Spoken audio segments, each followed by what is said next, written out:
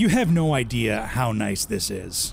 Whether it's for music or GPS or, actual like phone calls, we're using phones more and more every day on the bike. So being able to mount it somewhere that I can actually see while it charges, game changer.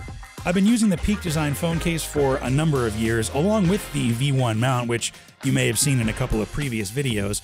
But Peak Design sent me the V2 bar mount to check out, along with the SAE kit, since I don't have a motorcycle with like any creature comforts, like a USB-C port or anything.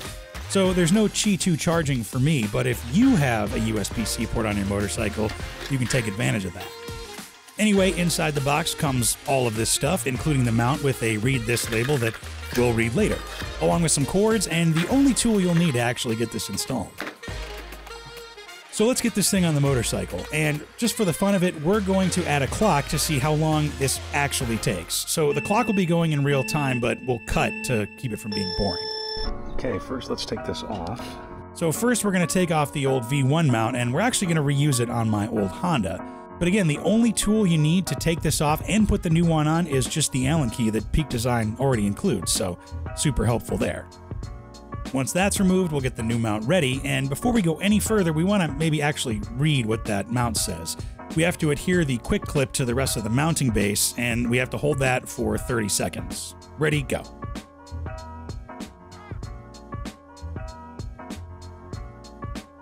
Now we're going to install the new mount in the same spot as before, but first we're going to orient the way we want it. There's a second Allen bolt that you can loosen up to rotate the mount in whatever orientation you want. So if you think about it like a clock, my mount will be kind of in the 12 o'clock position, but you can go any which way you want. Then once it's installed on the bike, you can fine-tune how your phone sits since the actual mounting charger is attached to a ball mount.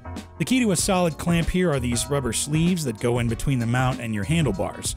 They're labeled so you can choose the right thickness, or you can just go my route and do trial and error. Once you've found the ones that'll work, they have these little tabs that sit in the grooves in the mount so they don't slide around while you're trying to put it together. With those installed, you find a spot on your bars that'll work, then close the clamp around the bars, use the Allen key to tighten everything up, and voila! It only took like 6.5 minutes. Wow!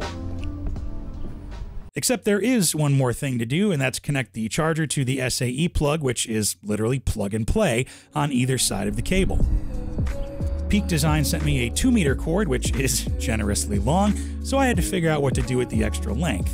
I ended up threading it through the zip ties on the handlebars, then running it under the inside of the tank covers, under the seat, so it's clean and kind of out of the way. And that's it. It's pretty much like the previous mount I had, which I already know secures my phone both magnetically and mechanically, and it's super easy to attach your phone and detach as well. Just one hand is all it takes.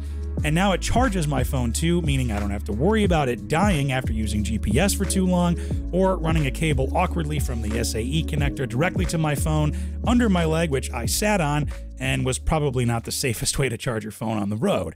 So having this motorcycle mount is definitely the move. So big thank you to Peak Design for sending this phone mount over. You can check out their stuff at peakdesign.com, and you're going to be seeing this mount in pretty much every video moving forward. So thank you very much for watching.